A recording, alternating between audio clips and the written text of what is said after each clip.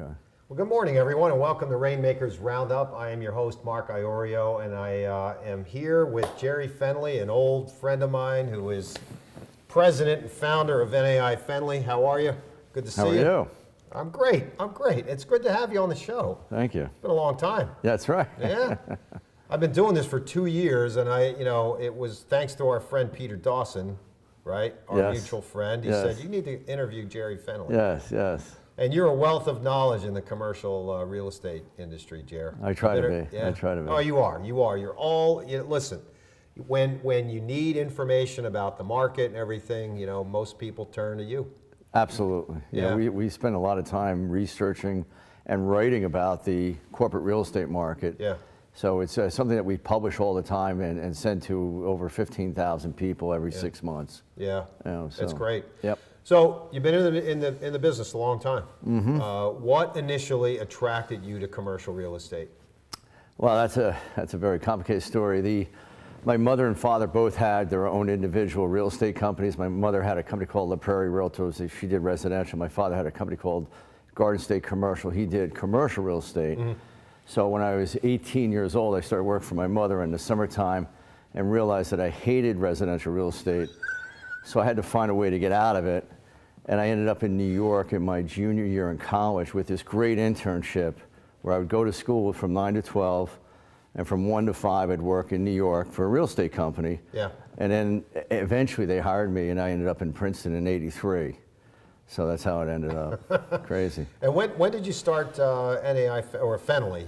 Well, I started in 1986, Fennelly Associates, and I joined NEI in 1999 because I was looking for a global platform to work from, and I was searching different opportunities for that, and that seemed to be the best one for me. Yeah, yeah. So I've been there for 20 years. 20 now. years. That's amazing. It's flown by. Flown by. So what you've seen a lot of changes. Mm-hmm. A lot of changes in the market. What have you witnessed over the last 30 years? I mean, there's so many changes that took place, from technology to use of space to everything. But just to digress for a second, the one thing I want to say is that the one thing that did not change is that the personal touch with clients in commercial real estate, corporate real estate is very important. Mm-hmm. People still want that touch feel type experience where you're giving them guidance and advice. But everything did change in real estate. I mean, so you go from, medical went into retail went into warehouse, office went home. So that's sort of the three transitions are taking place now. Yeah. And that's sort of evolving the real estate market into a whole different climate. Yeah. Talk about, if you will, kind of the state of the market, in the NAI Fennelly region, if you will. Right. I mean, you could talk about it nationally if you want, but mm-hmm. there's a lot of really interesting trends happening locally. Right. And as we talked about before, you publish this report. Is that every quarter? Every 6 months. Every 6 months. Yeah. Yeah. Yeah. So and it's specifically in the office market. So I do publish that report and send out to 15,000 people every 6 months. And it is specifically about the Princeton office market, so it definitely focuses on one geographic region, which happens to be the second best office market in the state of New Jersey. Yeah. Number one being Jersey City. Wow. Yeah. I did not know that. Yeah. Yeah. So the office market in Princeton competes against other areas in the country, including Boston, including St. Louis, including Silicon Valley, for talent and companies. Okay. So Princeton became a knowledge city, if you will. It's a town, but we can call it a knowledge city. Yeah.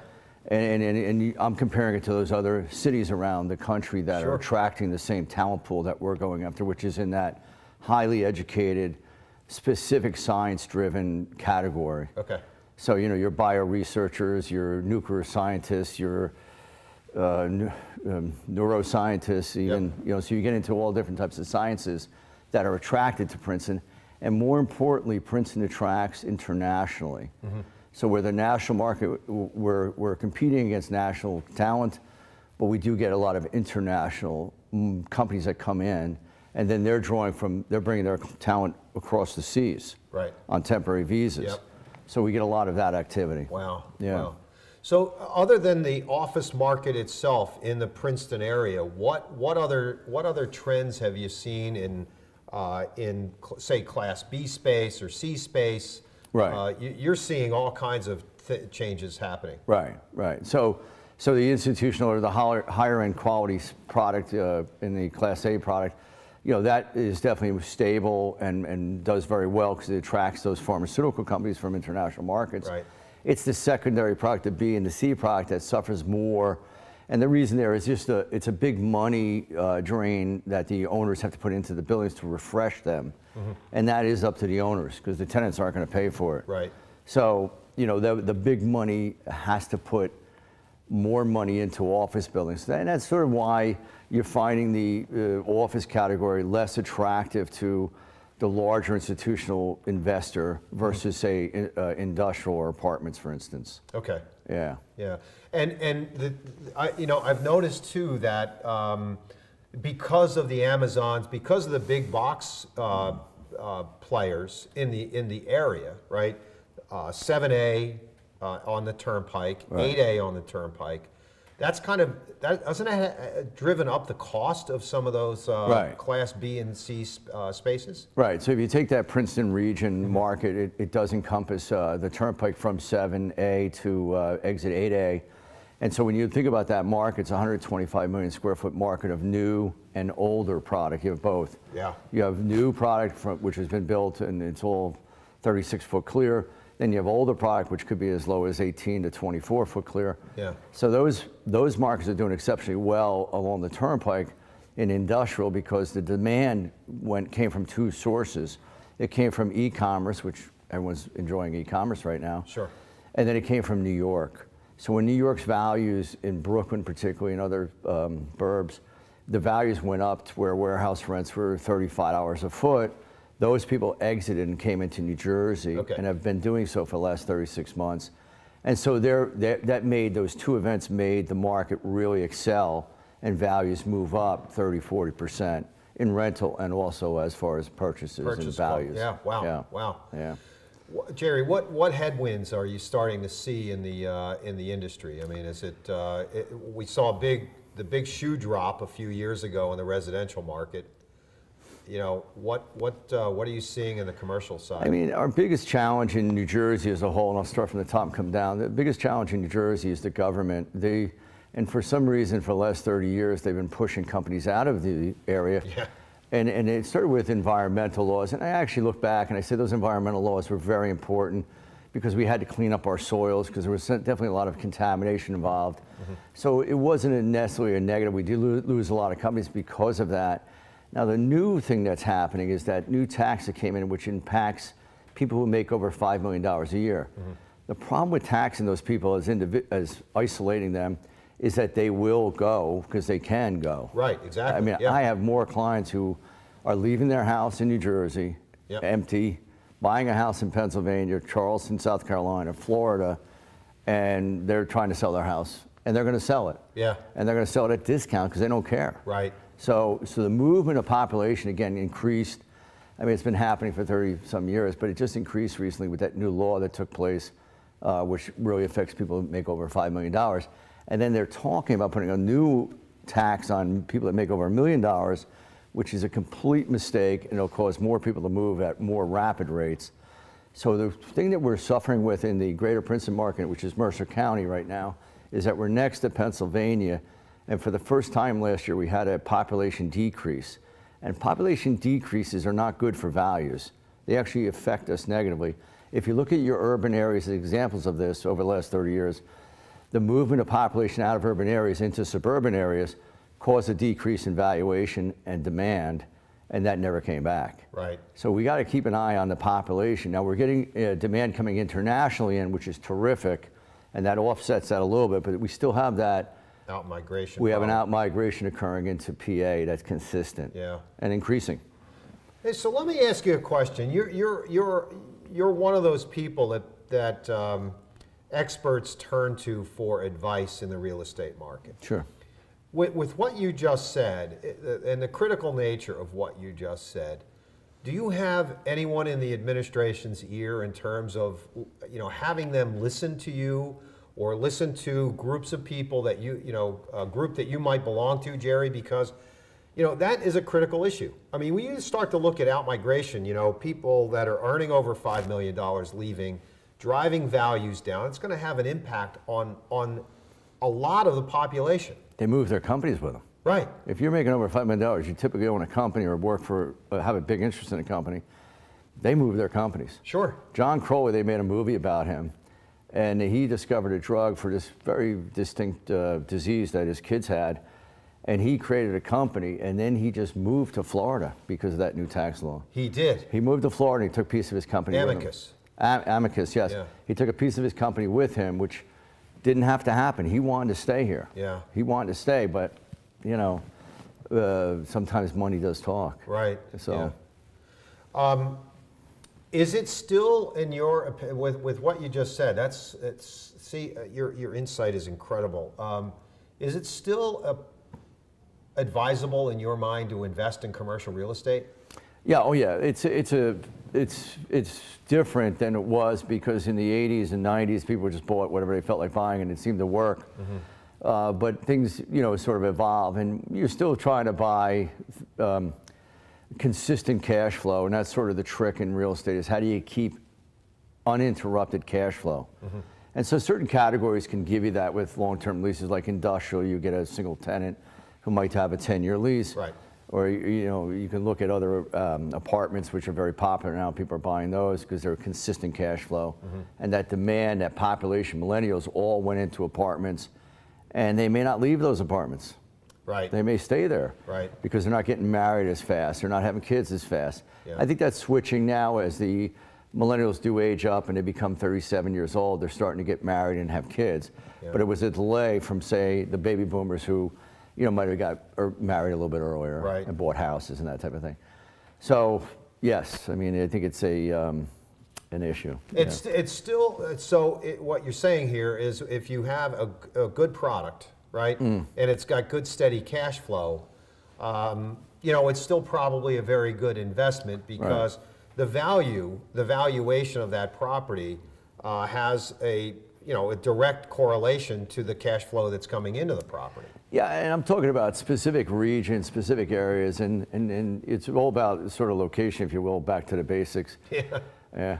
So Princeton does have a sort of uniqueness to it, and the uniqueness to Princeton is the knowledge center driven concept, where 49% of people in Mercer County have either a master's or PhD, which means they're probably the most populated area in the state of New Jersey with the highest education people that work there. Sure. Work and live there. Right. And that's driven by Princeton University and then 4 or 5 other colleges that surround it. But really the accelerator in Princeton is the university. Mm-hmm. I got to give a call out to them, thanking them for 36 years of making Princeton successful, because they really did it. Yeah. They made it happen, and they continue to make it happen. They just brought in Google and Microsoft to work on artificial intelligence. And I've been talking about this for a couple of years now, so I've been writing about this. Wow. We have to spend more time on that category, artificial intelligence. We got to spend more, we have to get our kids into it. We have to get our kids into coding. They got to become coders. Yep. That's sort of the way it is right now. Yeah. If you're looking for your kids to get a job, think about coding, think about engineering, think about artificial intelligence. Those are really the categories, and they just went into it in a big way. So now Microsoft and Google are in Princeton, in downtown Princeton, and they're working with Princeton University on that category. Wow. And they're going to apply that category into the pharmaceutical industry. Yep. So you can do discovery faster with artificial intelligence. That's really the goal of it. That's another great point. So here he is, an expert in commercial real estate, and you're talking about things that are innovative in our community. We've talked about this so often with the chambers of commerce, and now we've got the Princeton Mercer Regional Chamber of Commerce. They merged with the Mid-Jersey Chamber. Yes. So it's a much more powerful organization.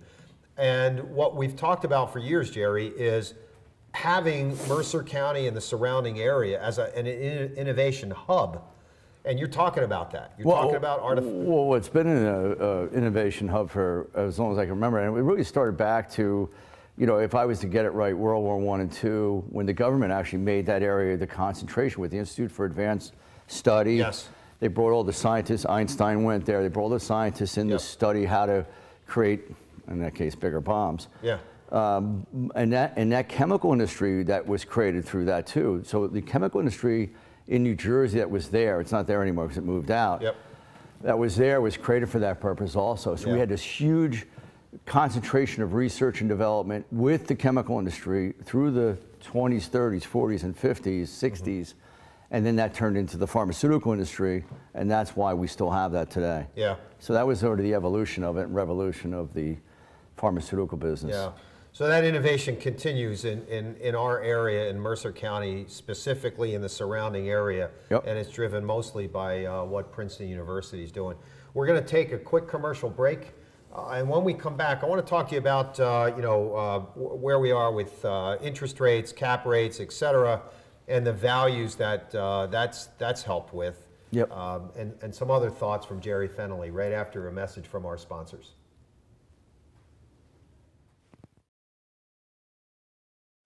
What do I want to be when I grow up? Maybe a musician? A veterinarian? Maybe an equestrian? A mommy? Well, why not be all these things and more? Consider joining me, Dr. V, with friends and colleagues as we explore a wide range of topics together. V is for variety, here on RVN TV.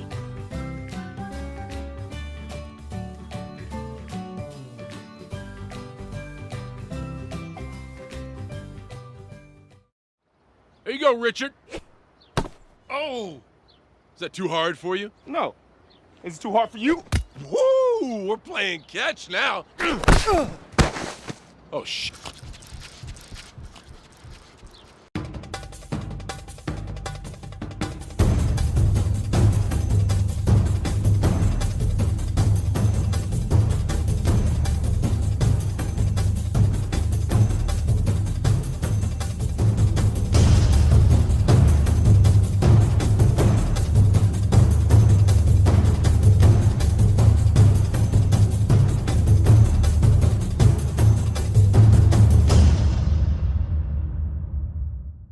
Why should you choose Rowan College at Gloucester County?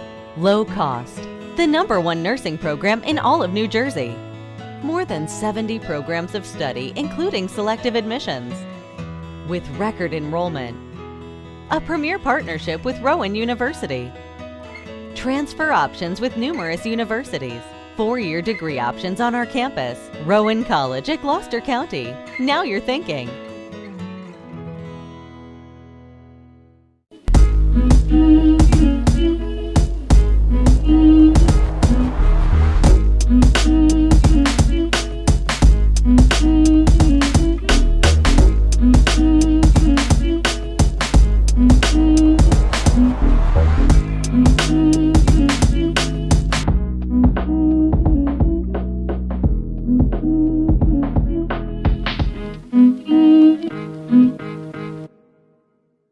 Choosing Medicare coverage can be a very confusing and complicated process.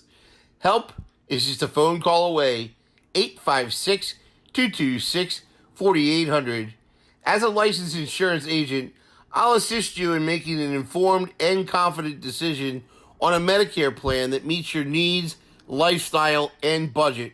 Call me today for a free, no obligation Medicare benefits consultation, 856-226-4800. When did you see the sign? When I needed to create a better visitor experience. Improve our workflow. Attract new customers. That's when Fast Signs recommended Fleet Graphics. Yeah, now business is rolling in. Get started at fastsigns.com.